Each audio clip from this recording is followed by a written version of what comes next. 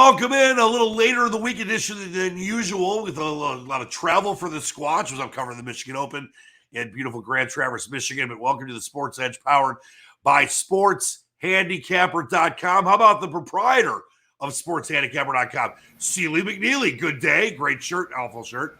And Jam Sam, JB, our great bloody old Englishman in a dapper inspin.com hat. I love it. Are you in a new... I mean, I think you've done the show from this room before, but I really like the setup in there. Yeah, we've just expanded offices in our secret location here. So yeah, we're in the new nuclear-proof bunker. So yeah, when Putin comes over to Latin America, InSpin and Sports Handicapper, we're all okay. Isn't that secret location under the presidential palace in Costa Rica? There are tunnels that go under the presidential palace. We've also got tunnels that go under Hotel Del Rey as well. Well, I think that it's probably more important that there's tunnels that go under Hotel Del Rey than there is the presidential palace, at least for the tourists. Because I'll tell you this, people are always fascinated. They ask me, what was it like to live in Costa Rica? People want to know about, the sights, the sounds, the people, the food. But then there's the whole subset of people that as soon as they know I live in Costa Rica, so how's Hotel Del Rey? Well, what's it like over there? Can I get it easy? What's the latest menu at Hotel Del Rey? People. Yeah, no, exactly. So it's one of those things. Every time I sort of have a friend come over from England, I always take them over to the Del Rey just to see their face. Isn't it amazing though that people around the world? I mean, obviously a lot of them have been told by people like us that have lived there or visited there, but there are so many people that right away ask about it and know about it. Oh yeah, no, it is. It's crazy, but. I mean, to be honest with you, I've been over here for 22 years right now, so there's only so much chocolate you can eat, isn't there? And to be honest with you, I think it's closed right now since closed because of COVID. Yeah. I mean, since then, those prostitutes got to eat, man. They're all eating down a Hacko dude right now, so I think Hacko is. All right, we'll save the. I think Jamie's frozen during rainy season. We'll save the Lady of the Night discussion for a little bit here, but we'll get back with Jamie and talk U.S. Open in a minute. But Sealy McNeely, good to see you. I know we were talking before the show about you saying you're having a rough week. About 5 days ago, you were 5-0. You were 10 of 11 going back to last week. You're allowed to. You don't have to win. You can't win every day. So you can. Well, yeah, but has anyone in the history of the world ever won every day? No. You? I'm pretty good. I did have the Warriors in 6 games, and I did have Andrew Wiggins for. Now I think he'll be very proud of me. I had Andrew Wiggins to win the MVP at 50-1. Now, obviously, he didn't win. It was. I was betting against Curry. Not that I don't love and respect Curry, but don't you love that play there? Because it's all about, as we've talked about on the show. We'll get into that in a second here with you in baseball. You got to find value. And now I'm not taking Curry at minus 125 to win the MVP. He had a great chance of doing it. If Jordan Poole too. If Wiggins had a great game, which he had a good game in Game 6, and Curry had another rough game, he would have won the MVP. That's 50-1. Yeah, I put Andrew Wiggins in the same category as Javier Baez. They're in the same category. Okay, that's a stupid comment, but explain yourself. By the way, how much did they give him? What, 180 million? Listen, the Tigers are going to be fine in a couple years. They were going to get 10 this year. You're going to be happy because they brought up Green today. Well, I know, but still, in Casey Mize, you see the pictures of his surgery? Did I tell you he was going to have Tommy John surgery last week? But you didn't tell me he's going to be out for 2 years. Well, they have it this late in the season. They never come back next year. No, it's gonna be a while. All right, well, listen, we're gonna get with Jamie in a minute here about the U.S. Open and how his selections came to fruition and just all the great stuff he does on ScratchCaddy.com. But I want to talk to you about baseball and listen, we're getting to the point, as you said, when it warms up, I heat up, and you really have been hot. But when you look at the way you've been handicapping and, obviously taking a lot of totals, I would say the majority of your plays this year have been totals and overs, which is, the way that the games are going these days. That's where you're cashing a lot of tickets because a lot of runs are being scored after there being a lot of very lower scoring games earlier in the season with the bad weather. When you look at, as we're getting closer and closer to the All-Star break, which is about 3 or so weeks away, when you look at the way you're looking at and putting your tickets, your bets together and your cards together, has anything changed over the last few weeks with the numbers being upped by the odds makers? A, obviously a lot of runs being scored in these games. B, but the fact the weather's getting warmer, it makes sense for that. C. Yeah, well, the totals are creeping up a little bit. Obviously, I mean, the totals the first month and a half of the season were as low as I've ever seen. I mean, they were that low. I mean, they were. Well, low. and how about this? They were, but the games were. I couldn't believe how a few runs were being scored. Yeah, well, people thought it was the humidors or whatever. Yeah, people really don't know. It was pretty cold. I guess it's not colder than any other April, I guess, but I don't know. They're starting to score now. They're starting to hit home runs. Pace is picking up a little bit, and we'll see. And these bullpens, I keep saying, but the bullpens are loaded. A lot of these teams' bullpens are, 3-4 guys coming out of the bullpen. They're all throwing 96, 97. It's never been like that. So a lot of the bullpen guys nowadays are like high draft picks, pitchers that are high draft picks, and they just let them they just let them throw full throttle for like an inning or two. Do you think that starters into relievers? So there's a lot of good relievers out there. Do you think that's kind of where, I mean, obviously things will always regress to the mean at times, but and I appreciate you brought this up for weeks now because it's important that, we obviously discuss how you formulate plays and Jamie and others will formulate what they're selecting, but that it's important that we also talk about the game itself. Do you think this is kind of where we're going, at least for, we've seen different ebbs and flows in the game of baseball for years, of course, decades. But do you think that the fact that, as you mentioned, you got all these bullpen guys coming in, former starters, guys that can throw 100 miles an hour, and that as long as starters can get 6-7 innings a game, you're going to see much lower scoring games. Is that kind of the future? Will baseball try to tweak things like whether the conspiracy theorists out there believe in the humidor stuff? Will we start because the fans want to see runs. They don't. I mean, I love a nice 1-0 game unless the Tigers are playing in it. And you have 3. Soto gives them 3 in the top of the ninth last night. But most fans want to see runs, home runs, chicks hitting the long ball, all that stuff. If this is kind of a trend for the next few years, or it has been for the last couple of years, and obviously the COVID stuff was kind of different with all the ways that there were no fans and less games and all that stuff. But do you think that baseball will try to adjust? Well, it is a trend, and I guess the Tampa Rays started the trend with they use their bullpen so much. Starters don't even go 6 innings anymore. They go, I think the average is like a little over 5 1/3. I mean, you can't even get a quality game. Remember back in the day, the stat was a quality start, 6 innings, 3 runs. Yep. These guys don't even pitch 6 innings to get a quality start. Most of them. They don't. Tampa Bay kind of changed that. Now, Major League Baseball said today that pitching staffs have to be down to 13 pitchers. The extra man, I think they were allowed 14. It's going back to 13. Forget what day it has to be in I think it's today. They got to knock it down to 13. But you know how baseball works. But what was it, Gibson's year when the ERA was like 1? What did they rate? They lowered the mound? Yep. There's things they can do, but we'll see. Who knows? Well, I mean, they're going to take a shift out next year. That will help. I know you're excited about that. Yeah, I mean, I hate the shift. I absolutely hate the shift. And so, why do you hate the shift? I mean, it's not. I understand. Are you a baseball purist? Is that why? I'm a purist. And then when you're watching a game, and if you don't know how they're shifted, and you see a ball up the middle, back in the day, a ball up, a smash up the middle. When is that never a hit? Now there's a guy standing on second base. It is disorienting because it's. I mean, growing up, obviously you're a little older than me, but watching baseball all of our lives, this is not the way it used to be. That's for sure. No. I mean, what was it when you were a kid growing up, and a guy smashed the ball up the middle? How many times was that a hit? Like 86%. Now there's a guy standing right there. Just standing right there.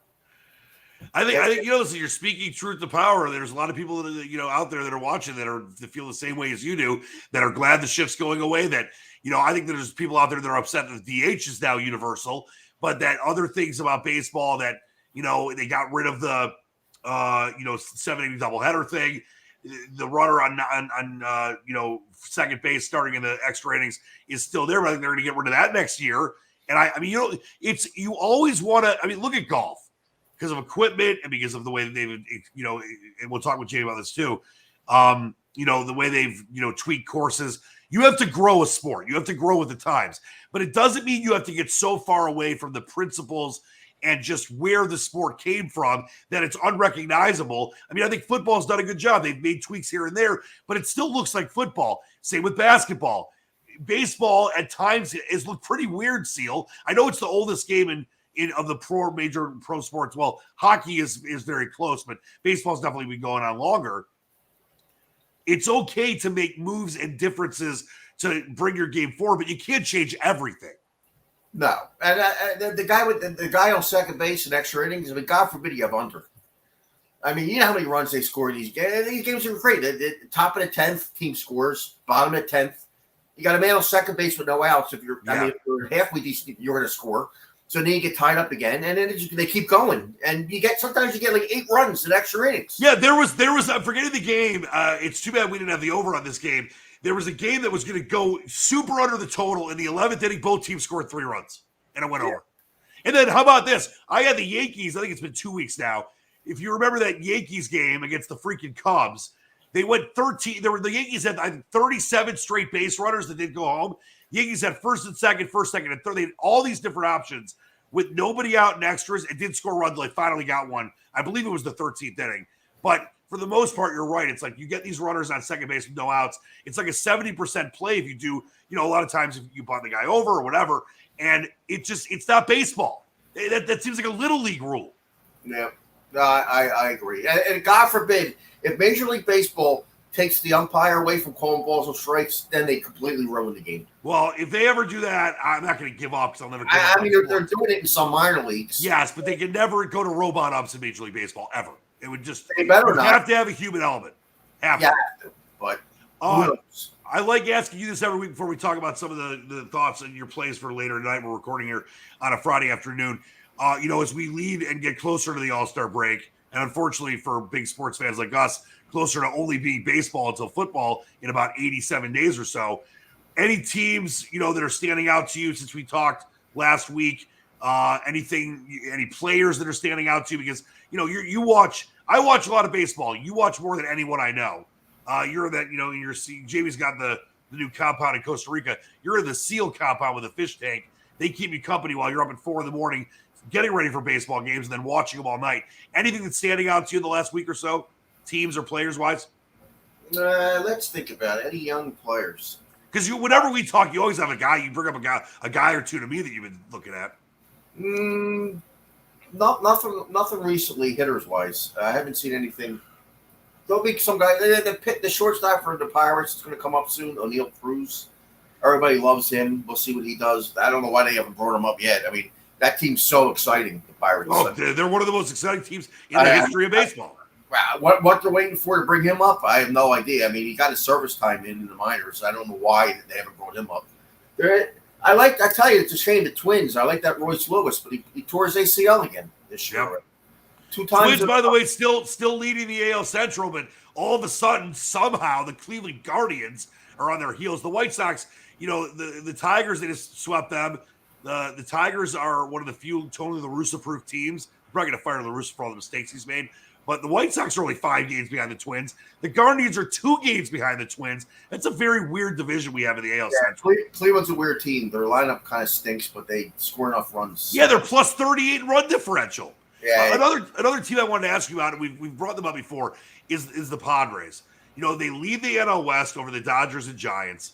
They're a team that I liked at around 17-1 to win the World Series before the season started, even though I knew Tatis Jr. would be back for a lengthy amount of time. I think the Padres, I mean, this is a hot take. I think they're the best team in baseball right now. I know you obviously have teams like Houston and the Mets are playing great baseball too, but the Padres have a 70 plus 74 run differential. I know the Dodgers are playing plus 111, but they're 41-24. They're missing one of the best players in baseball. They've got a good bullpen. I think they're the best team in baseball right now. I really do. The Padres are good, but it's a shame they took X-rays at Tatis's wrist and he got a little setback. They set him back a little bit, so who knows when he's going to come back. I think the White Sox are going to wait for Tony Russo to kick the bucket before they fire him. I don't know. I think that if they don't, I mean, I hate to say it because I respect La Russa. I've met him before. He's a good guy. Obviously, been in baseball for decades and decades. If they do not fire Tony La Russa, the White Sox are not going to do anything in the playoffs. Yeah, he's a little out there, Tony. I mean, he walked the guy after a 1-2 count, and then said I would do it every. What was he? That's like saying, okay, if there's a guy that's 3-0, I'm just gonna, I don't know, I'm just gonna throw a ball into the outfield and then walk him that way. It was ridiculous. It reminds me of some of the people that are still in government that they don't retire. All right, we're not going to talk about that because I'm just saying a few people that are old. You know, a lot of people think that you're an idiot, so I don't want more people to think you're an idiot. All right, before we get to Jamie, let's talk about what your process was for today, games you were looking at, and I know you got some stuff coming up later tonight. Yeah, let me see here. I took a whirl with the Reds over 9. First game on the board. Yeah, but we're seeing 9.5s out there, by the way. Yeah, that game I had to go over like 9 minus I think 20. I don't remember. That's 9 minus 20 is better than 9.5 minus 109. Yeah. In the American League, I bet a total. Houston. I think I'm 0 for my career betting over in Houston. I went over 7.5. It's up tonight. Game over in Houston. I hate betting over there. I hate that place. That place just I got nightmares from betting over in that place. That place. You don't like the little train that rides around at the top of that area? Screw that train. I hate that place. And last but least, I bet Boston over 9 too. So, well, so check this out. This is what we talk about on the show. We love for you to sign up at sportshandicapper.com. But we don't just do the show to try to get you to sign up. We just do the show for information because it's fun for us and we want to show people what Seal does, what Jamie does, what I do, etc. Okay, so you already talked about the Reds game. That went up a half run. And who cares if it's coming off of if let's say you took it at 8.5 and went to 9, that's one thing. If you take a game at 8.5 or 9 and it goes to 9.5, that's terrible. It's a full on the run for you to win the bet. You can't just push, and have the value there. You have the Houston game that went up to 8. And then you mentioned Boston. You got it at 9, right? It's 10.5. That's a run and a half that's gone up. And the whole point that I'm trying to make here, Seal, we've said this before, you'll give these plays out tonight 7, 8, 9 in the morning. I would say 90. I gave that game out at 5:30 in the morning. Yeah, 9. I would say that 90, this is a conservative estimate, 96% of the time that you make a play on a total or a side, but you obviously are focusing on totals. That's where a lot of the money is to be made in Major League Baseball right now. 96% of the time, the line moves with you. So if you give out a total at 9, it goes to 10. You give out a total at 8.5, it goes to 9.5. And I think that says a lot about, and you're giving these games out way before the majority of people are betting. So it's not like you're following the leader or if people are wondering that. You're the one that's on the precipice of this, and I just have a lot of respect for that. So that's why I hope people are going to get involved with sportshandicapper.com. Either way, you're going to keep winning. I get the plays. Jamie, we all get the plays. We give each other all of our plays, the whole, sports handicapper network. And people are missing out, Seal. I mean, yeah, do you win every single game? Of course not. No one does. But you really did have a 5-0 day last week. You were on a 10-11 streak. You're way up. It's not even close as far as, for the season. You're way up. And I just think that people need to understand that it's people like you, and there's others. I'm not saying you're the only one, but you are the only one that won the Westgate championship last year. So you're the only one in the world to do that. But there are other people out there, but there are very few that have the kind of cachet you do, that make the plays you do and see the line moves that they do day in, day out, and then win as much as you do. So I bow down to you, even though you're wearing a stupid shirt. Thank you. I would say 95% of the services out there, they just give out games that they steal, basically. Oh yeah, of course. Especially people on Twitter, a lot of the handicapper people on Twitter. I won't mention any names. I know Starsky, which is I wouldn't mention one guy's name. They're just stealing people's plays.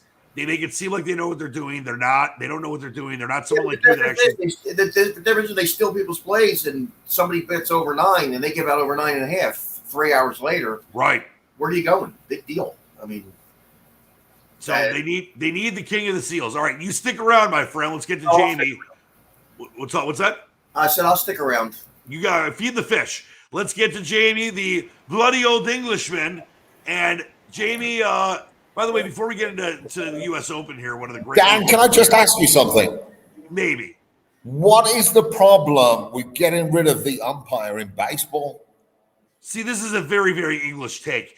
Okay, let me explain. Because if he keeps on getting it fucking wrong, then Okay, why wouldn't now you change it? I can't make a good correlation because the VAR in soccer actually is great, the video assistant referee. But in baseball, I mean, listen, Jamie, this is a multi-million-dollar teams and games and Multi-billion. multi-billion-dollar industries, multi-billion. and you want a franchise's future to be in the hands of an umpire? All right, hold on. You know what? Let me do it really quick before we get to the golf here. Seal, I want to bring you back in. Can you dress down our friendly Englishman and explain to him why it would be bad for baseball if there was robot umps? Well, what are you going to yell at a robot? People go. Did you have to yell? I mean, listen, you listen. I understand you're American and all of that shit, but you don't have to yell, dude. No, but that's the fun of going to a baseball game. So what? So let's do this then. So let's just do the champions. The World Series champions are the World Series of fun because it doesn't really matter. Jamie, if you want robot umps, you want robot refs in the NBA. You want all the calls to be digitally in the NFL. Don't you want the right decision? Yes, but well, hold on. If a manager comes out to argue, what are you going to do? Argue with a robot? You can't argue that though because it's fact. You kick third on home plate. You throw things. What are you going to throw? Throw something to the other bench or something. It's not just It's not just the. And Seal makes a great point. Who you can argue? I never thought about it like that. Who you can argue with a robot? Maybe the robot will argue back with you. But Seal, thank you, Jamie. Let me explain. And I'm all about getting it right. I understand what you're saying. No, you're not. But there's something to be said about the human element. The human side of it. There's something to be said about the human element, Jamie. You need to have part of that. You can't make it all electronic. That takes away from the controversy and just the way that the game has been played for years and years. I'm not saying the human can't be there, but you know what? If he's calling the wrong fucking pitch, you want to be able to go in there and change it. Right, but Jamie, the NFL did that. Both. The NFL did that. NBA have done that. Soccer has done that. So you want a challenge system on balls and strikes? You know how long that would take? Well, you already take 3.5, 4 hours. All right, just enough. We'll discuss this another day. But it's a great discussion point.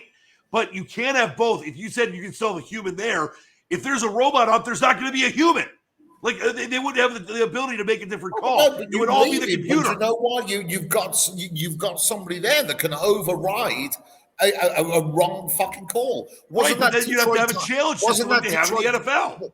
Wasn't that Detroit Tigers guy 12, 13 years ago who had throwing the perfect game? Yeah, and the guy Jamie, I just did a big show on that. But that's there. You can review those plays now. But not balls and strikes. Well, what can't you do for home plate then? Why can't you do it for that? Because there's too many pitches. There's hundreds of pitches in a game. You can't do it every play. Okay. All right. Let's talk about. Then carry on getting it wrong, baby. All right, shut up. Let's talk about it going from a bigger white ball to a smaller white ball. And we've got the 122nd U.S. Open at Brookline, the Country Club. There's a real good joke in there, isn't there, somewhere about going from a big white ball to a medium-sized white ball to another. We'll save that for a later date too. All right, but Jamie, let's talk about the U.S. Open as we record here on a Friday afternoon. I will throw up the leaderboard, and we've got Colin Morikawa, who has not been in the greatest form as of late. He was leading at 500 along with David Lingworth. Maybe there's the teeth that are coming out right now because Joel Damon is now leading at -5. Morikawa just bogeyed. Lingworth is bogeyed as well. Brian Harman there at -4. Scotty Scheffler was 300 on the day after being even par after round one. He's tied for 5th. John Rahm's right there. Matthew Fitzpatrick and some others. First off, just your thoughts on Brookline. This is, we have the Erin Hills and we have the Whistling Straits and some other courses that we're seeing being chosen for, not Whistling Straits for the U.S. Open, but we're seeing some of these newer courses that are all tricked out. This is about as classic of a U.S. Open course as you can find. Francis Ouimet's house is on the 13th hole. you don't see a lot of these courses being used as much anymore. Maybe like where I'm at in Michigan, like in Oakland Hills. Obviously, Oakland Hills hopefully will get back, a U.S. Open, but the clubhouse is burned down, and it might take 2 years to fix it, and like $30 million or something. But this is a classic course, Jamie. Do you like seeing U.S. Opens of these kind of courses? No, that's where they've got to be played, isn't it? I mean, these places like like you said, that Erin Hills and Chambers Bay. Yeah. I mean, okay, it's cool and all of that, but do you want the U.S. Open there? I mean, I think you should do like they do in the British Open in the Open there, where you got a roster of 5 courses and you go down each one. You can put Pebble in there, you can put Oakmont in there, you can put Marion, you can put this, you can put Pinehurst. I mean, there's a whole bunch of courses there that you could do, or a 10-year roster. I mean, however you want to do it. But these are the courses that have got the history. They've got the stories behind them, don't they? And that's what makes it all so intriguing. So yeah. I mean, I just stick with the tried and the trusted, the classical courses that have been used before, and stick to them moving forward. Yeah, I mean, like you said, it's fun watching the Erin Hills and Chambers Bay type things at times. But this is the nation's championship. This is the oldest championship in this country. It's not as old as the Open Championship with the Royal and Ancient in Europe. But this is, and I love. I mean, they were talking about it on PGA Radio when I was driving back from up North Michigan yesterday, covering that golf tournament. Some might think that it's boring. It might look boring. It doesn't look boring to me. It's that what is it? The 136-yard par 3 down that big decline. I love that kind of stuff. You can relate to that as an average duffer, weekend warrior golfer. And the famous clubhouse in yellow. And I mentioned Francis Ouimet, if people don't know, one as an amateur in the early 1900s and kind of created like the first craze in golf, and well before Jack and Arnie and all those guys. So I love it. And when it comes to, they obviously lengthened the course. It's over, 7,200 yards. So it still obviously can host the U.S. Open, because a lot of these courses like Oakland Hills and Brookline and the older courses that, were much smaller going back decades when they used to host the Open, they've grown with the times. They make it capable of hosting it there. But I love seeing stuff like that. Exactly. I mean, we saw yesterday, didn't we? We saw the picture of Rory when he was in the rough there around by that bunker, and he hacks it away into the second bunker. I mean, that's what we do all the time. Time. That's what we want to see. You know what? Want to see them hit. Okay, yeah, you want to see them hitting a 250-yard 3-wood or 5-wood into a green, pin high, 6 feet. For eagle, but this U.S. Open, it should be won in single figures, and it should be tough. It should make the players uncomfortable on the tee. It should make them uncomfortable in the fairway. It should make them uncomfortable over a 10-foot putt for par. This is the pinnacle of what it is. I mean, hey, listen, if you want to see minus 25, go and watch the American Express every week. Yeah, come to the Rocket Mortgage here in Detroit. You can see you guys at 30 under. Yeah, exactly. It's ridiculous. But I mean, lately, I mean, we have been seeing lately a lot of the tournaments. They've been winning single figures. I mean, you had the Wells Fargo that was at -8. Obviously, the PGA was the same as well. So there's been some real good tournaments lately on the PGA Tour that have been tough. They've been winning, 10, 12 under par or single digits. It's usually the tour where there's just birdies and birdies and birdies that are being made, but it's kind of gone away from that. And of course, that's what we always get that from the US Open. And you got certain things that you do look for in the US Open. Obviously, I thought this course would be a bit different from before, where it's not long. You've always had US Opens before that have been real long. And you are looking for those long guys, those long players. But I mean, the guys who I put up this week: Finau, Berger, Sung J M, Webb Simpson. We're all around the cut mark right now. Now, obviously, it's not looking too good right now for us to kind of get anything. But hey, listen, how many times have we seen it before? You can shoot 2-3 under par on a Saturday and get in the clubhouse and see what happens by the end of the day. So. We just need these guys to get in on the cut line if they can, and see what we can do. I mean, obviously, with all of these courses and these events where it's running single digits, usually the current form is the thing that you got to look at. And this kind of leaderboard is sort of bucking that right now with Morikawa and Damon not really pulling up and not really doing anything lately. Obviously, Rory's there, but yeah, I mean, a lot of the things that I was looking at, I'll be the first one to hold up my hands and say it's kind of gone away from plan for me for this week, and we'll see what can happen over the course of the weekend. But the one guy there who I really liked was Webb Simpson. 80 to 1, you could get him. About a shorter hitter, hasn't really, but 20th, 27th there over the last few weeks. Northeast courses, played well up there before. He's done one in US Opens before, and of course, let's not forget he's a previous US Open winner. Yep. So on a course, on a course where, hey, listen, John Rahm, Rory McIlroy, Justin Thomas, they're going to be at the top of everybody's sheet. They always are. But is 10 to 1, 12 to 1 going to pull up any sticks for you? I don't do that. I'd rather invest less and take bigger prices. So yes, I mean, the guys, we've got to see what happens at the end of this round 2 and see where the cut line falls. Hopefully it'll get at 5 and we'll get a few of our guys in there and then see what happens tomorrow morning, And Jamie, there's a couple things. First off, back to the Brookline thing. I mean, Brookline is this great course, for people like us, the average golfer. You're not going to see a lot of triples and quad bogeys. You're going to see a lot of bogeys, though.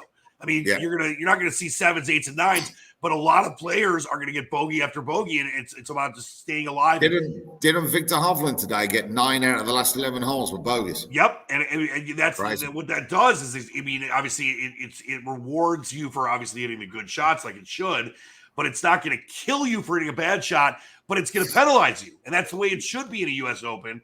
I know that a lot of people got mad at the USGA for years because they were trying to make overpower the winning score. That was crazy. But this is the kind of course that if you hit a bad shot, it's going to cost you, but it's not going to cost you 7, 8, 9 on a hole. And exactly. I mean, you want to see, I mean, guys are shooting 3, 4 under par there today. So, Hey, listen, you swing it well, you put the ball in the right place, you can make a score.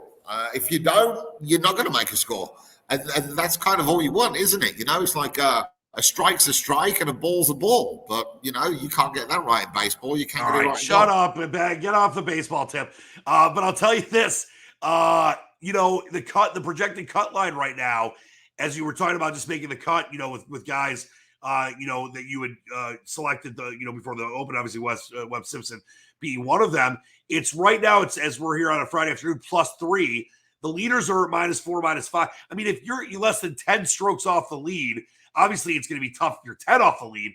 But if you're 6 or 7 or 5 and things get crazy on Saturday and you have a 300 day, which will be rare for most of the field, you're going to be right in this thing on Sunday. So, Jamie, it's not crazy to think. I mean, we saw, We saw Xander Schauffele make the cut on the number and almost win a tournament about a month or so ago. If you're 5 or 6 off the lead today, going into the weekend and conditions, which are going to be drier and the greens are going to be faster, get tougher, you could be in this thing on Sunday. That's not crazy. No, exactly. Yeah, no, exactly. I mean, dude, you get out early tomorrow morning and hopefully, get in before everybody goes out, before the sun comes out, the wind comes up, get the greens are firmer in the afternoon and just see what happens, man. Don't throw away any tickets just as yet. But yeah, I mean, the leaderboard is not going to look like the leaderboard now on Sunday afternoon. Nope, it definitely won't. And as we showed up, and I'll put the sheet up again, the work that Jamie does with this sheet on ScratchCaddy.com it's hours and hours of work that he does for you. So please check that out. Great stuff, Jamie. Let's bring back in Sealy McNeely and the fish. Are all the fish alive this week? Any deaths we need to report and give a memorial for? Everybody's doing good. All right. Before we get out of here, before I say it and let you guys give your parting shots, I want to say, Seal, I know you're a father. Jamie, are you a father of anyone you know of? Yes, I am a father. Yes. That's see. I was going to say you're my dad, but that would be a little weird. I'm Papa. Who's your daddy? But I want to say to you too, and of course to my amazing father, I wonder if I have a picture of my dad out here, the great Papa Squatch. We got Father's Day this weekend. It's always the weekend of the U.S. Open. And could be more grateful for my dad. I want to wish all the amazing fathers out there nothing but the best. And a lot of our fathers got us into sports. So very grateful for that. And happy Father's Day to all the wonderful fathers like the two peeps right here. All right, parting shots starting with Jam Sam. No, yeah, I mean, just what a great weekend, what a great week of sports it's been, hasn't it? With the NBA Finals last night, got this golf going on the weekend as well. So all the dads out there, put your feet up, get a beer in your hand, put your slippers on, and sit down and watch some sports. By the way, here is a picture of my great father. He's on the far right there in the amazing Michigan shirt. I'm wearing my Poke and Hope shirt. And sadly, the man on the left, our good friend Mark, ended up passing away a couple years ago. So he was my dad's longtime golf league partner, speaking of golf. And now I'm my dad's golf partner. And other than me driving him nuts with playing live Dave Matthews on my speaker on the golf cart, he loves playing with me, so that's a lot of fun. But happy Father's Day to my dad. I got him a special little present from up north. Seal, you're an amazing father. Somehow you have raised two great kids. One doesn't wear enough clothes. The other wears too many clothes. But amazing job by you. What are your parting shots on this Father's Day weekend? I have two. The guy that passed away, he kind of looked like Dick Versace. Versace, the clothing designer? No, they used to coach the Pistons. Oh, Ron Rothstein? No, Versace. Versace, he coached the Pistons, I believe. Oh, I know what you're talking about. Here's Mark. He was the great Mark Oakster. He's a great man. He unfortunately lost his son to an overdose and then had a lot of problems himself and passed away. But he was a great man. He always was very proud of me being sober. By the way, not to get too emotional, but I was calling you Jam Sam, Jamie, for a reason. This is Jamie Samuelson, who died from cancer a couple years ago, one of the great broadcasters in this state's history, went to Northwestern.